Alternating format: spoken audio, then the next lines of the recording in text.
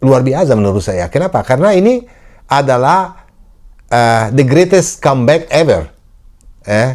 Kembali jadi juara yang paling signifikan di sejarah MotoGP.